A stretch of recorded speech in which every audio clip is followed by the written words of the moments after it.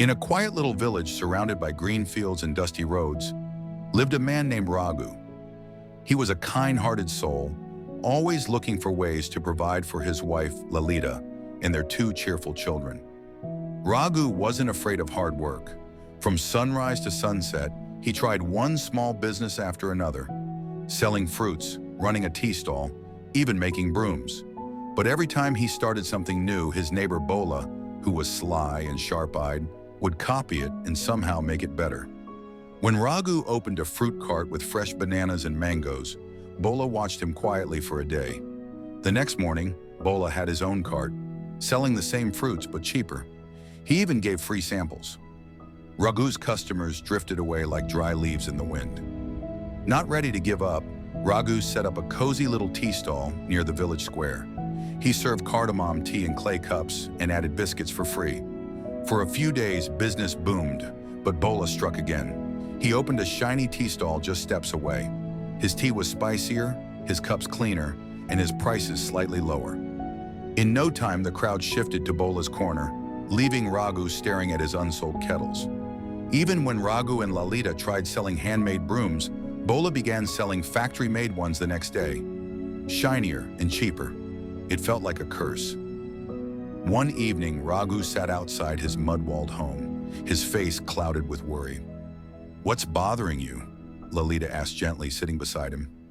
Raghu sighed. "No matter what I try, Bola copies it and steals my customers. I'm tired of failing." Lalita thought for a moment and said, "Why don't you try selling pumpkins? They're big, easy to store, and no one in the market sells them." Raghu lit up. "Let's do it." The next morning, Raghu loaded a cart full of fresh, golden-orange pumpkins and went to the market.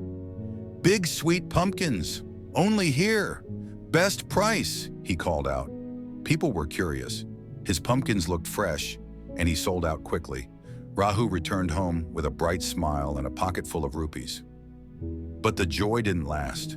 The very next day, Bola arrived with his own pumpkin cart and a sign that read, "Pumpkins, only 20 rupees each." He smiled smugly at Raghu as villagers crowded his stall.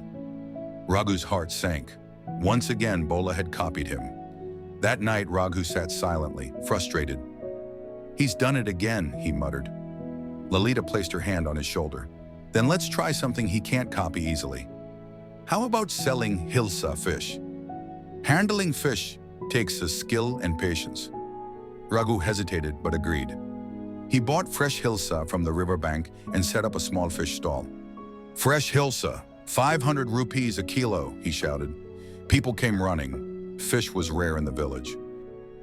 But like a shadow, Bola showed up the next day with an even bigger fish stall. "Fresh hilsa, 450 rupees a kilo," he announced, grinning. Again, Raghu's customers slipped away. That night, Raghu was furious. "This is hopeless. He's ruining me again and again." Lalita, calm as ever, leaned in with a smile. "I have a plan," she whispered, "and this time, he won't be able to copy it." She told Raghu the idea, and his eyes widened with excitement. The next day, Raghu hired a few workers. They built a strong platform above his house using wood and metal. Over the next week, Raghu carefully brought goats up and began raising them on the rooftop, feeding them quietly and keeping the plan secret. A few days later, Bola's wife came to Lalita out of curiosity. "Where is Raghu these days? I don't see him in the market," she asked.